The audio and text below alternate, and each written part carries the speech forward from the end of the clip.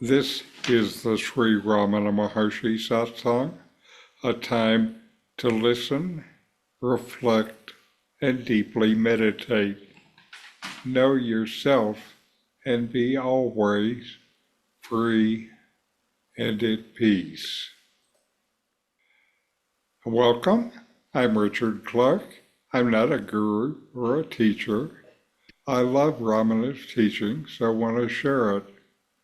I'll be reading from and commenting on the Ashtavakra Gita, chapter 6, verses 1 through 4. In these verses, Janaka speaks of his experience of the highest knowledge. 6:1. I am infinite space. The universe is a jar. This I know. No need to renounce, accept, or destroy. I am a shoreless ocean. The universe makes waves. This I know. No need to renounce, accept, or destroy. I am mother of pearl. The universe is the illusion of silver. This I know.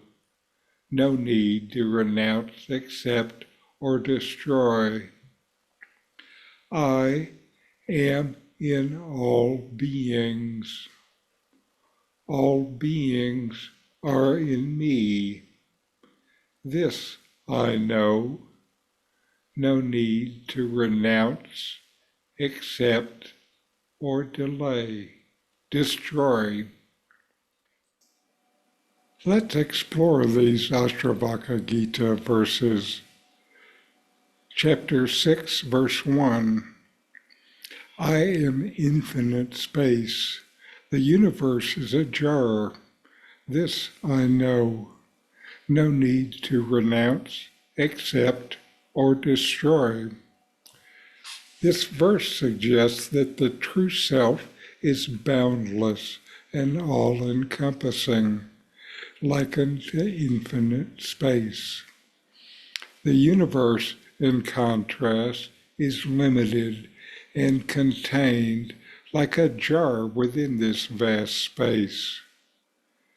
This verse teaches that once you recognize your true nature as infinite, the need to engage in actions such as renouncing, accepting, or destroying falls away.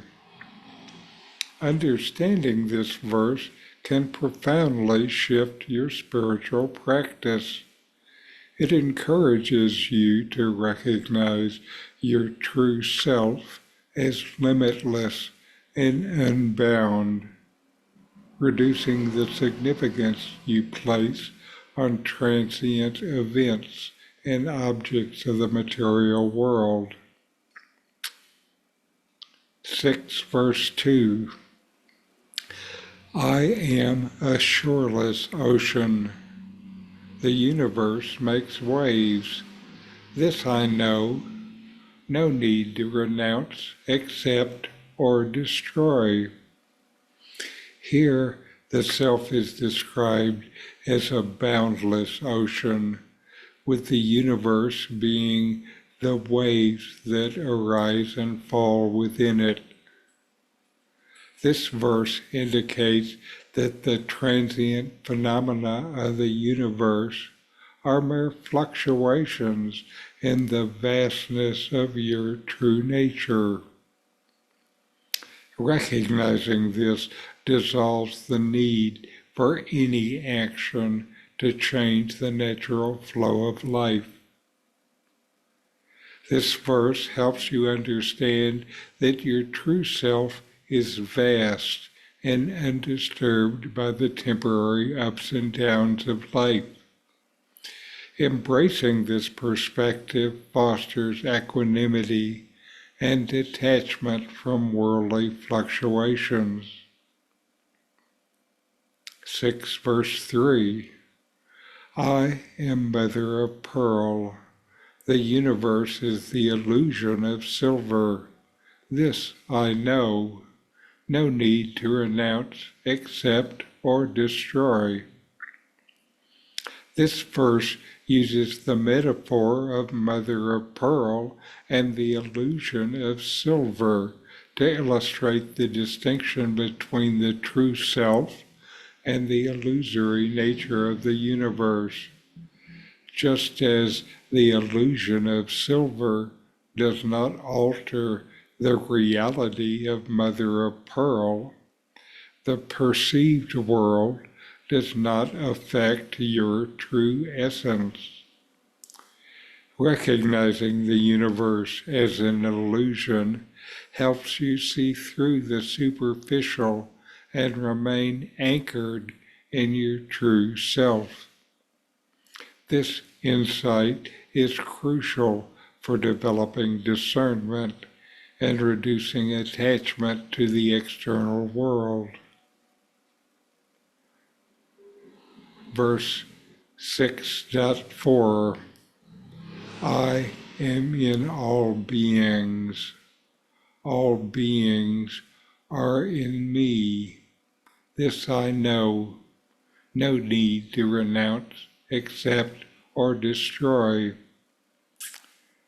This verse points to the interconnectedness of all existence, with the self pervading all beings and all beings existing within the self. It emphasizes the unity and non-separation of all, highlighting a profound spiritual truth of oneness. Understanding this unity can transform your interaction with others and deepen your sense of compassion and empathy. It encourages you to see yourself in all beings and recognize the divine in everyone. These verses from the Ashtavakra Gita collectively emphasize the boundless and unchanging nature of the true self, highlighting the illusory nature of the universe. They guide you towards recognizing your inherent unity with all beings and the futility in engaging in actions to change what is inherently transient. And now a video from Nome, Infinite Consciousness.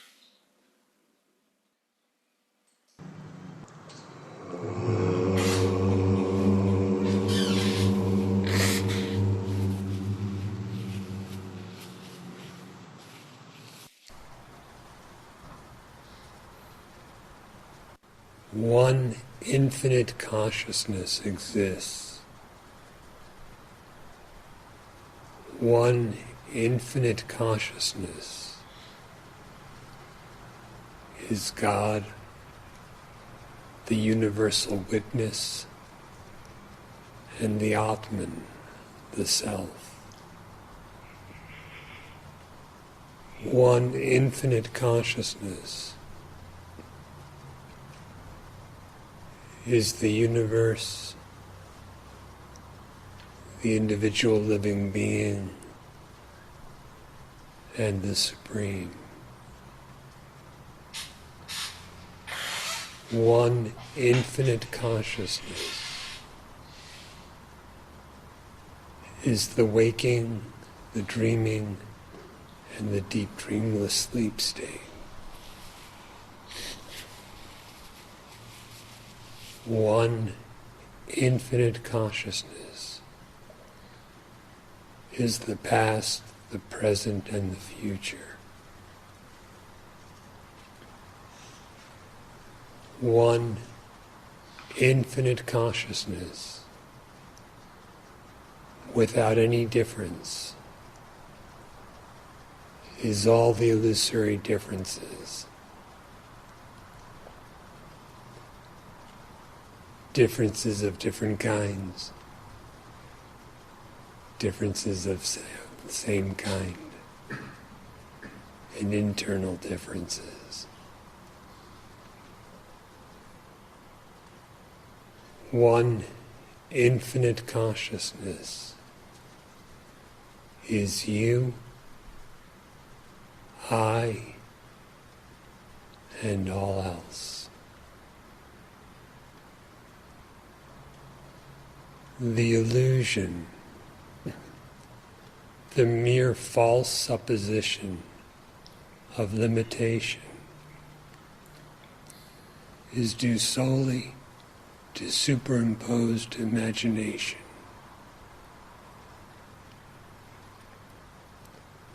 The superimposition of limits or attributes upon yourself.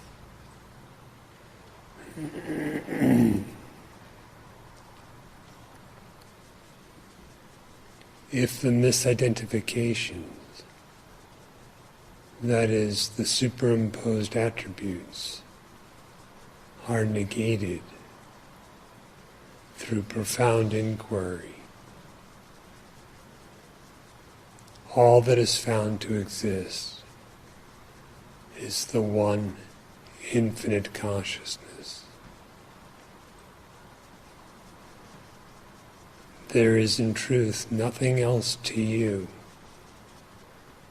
but that.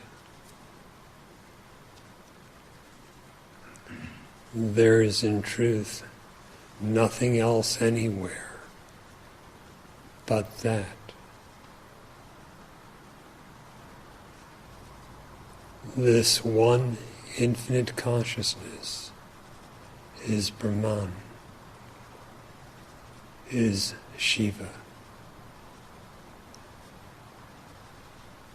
is what truly is. Realize the truth being indicated,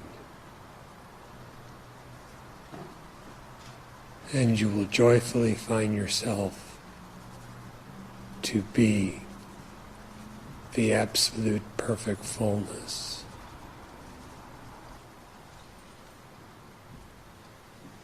There is in reality no limitation, no bondage, no separate individuality. Nothing else whatever but the one infinite consciousness. Whatever else you may suppose, whatever else you may think of, whatever else you may seem to perceive, all of it is completely the one infinite consciousness.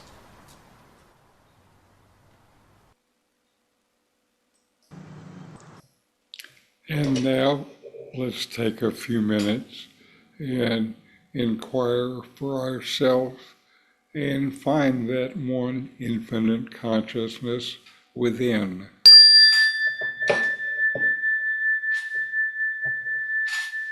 You exist. You exist, and you know that you exist. Inquire, investigate within yourself. What does it mean to live spontaneously and joyfully like a child without interest in social norms?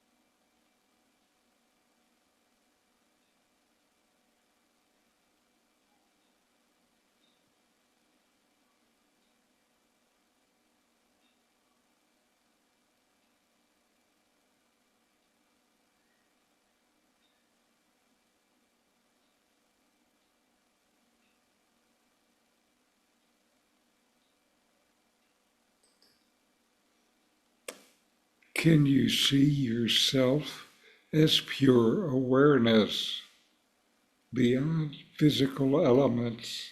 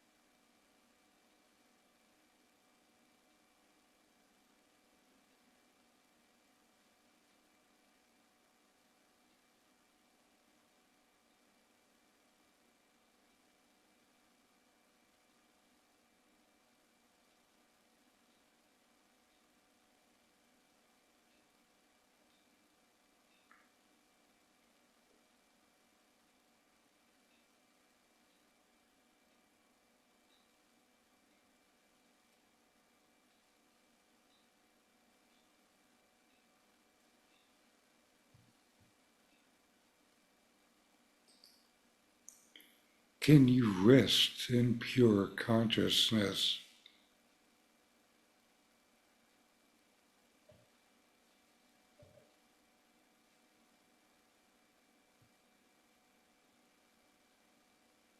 In pure consciousness, as pure consciousness.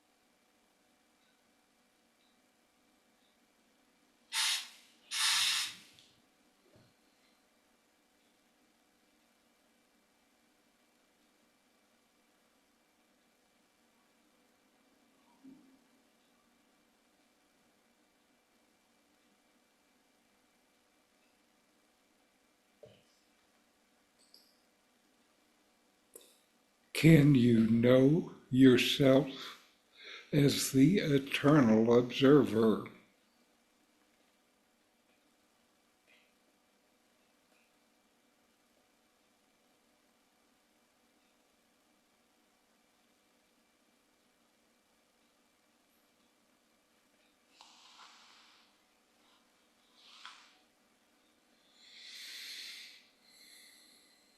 Know yourself as the witness to all.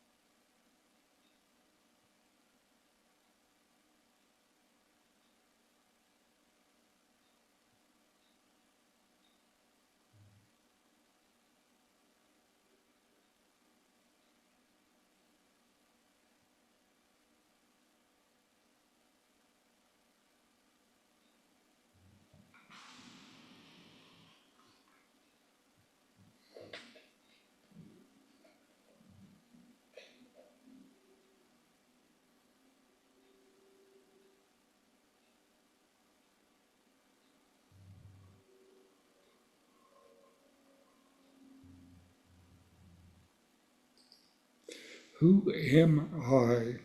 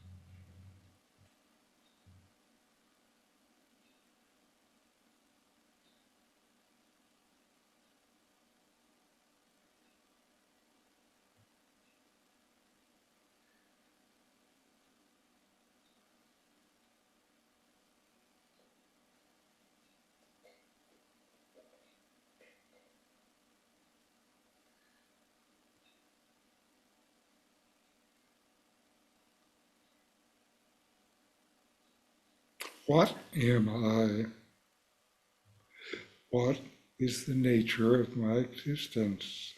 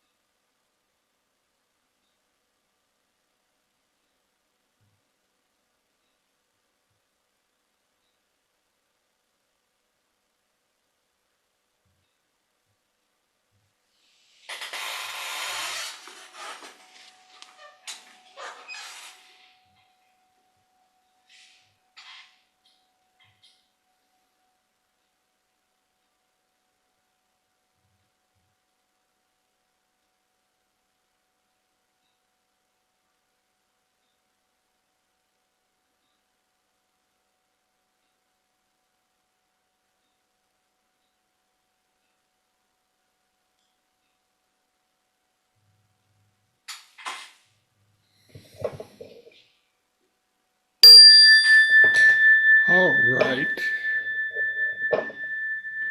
And we'll close with our chant.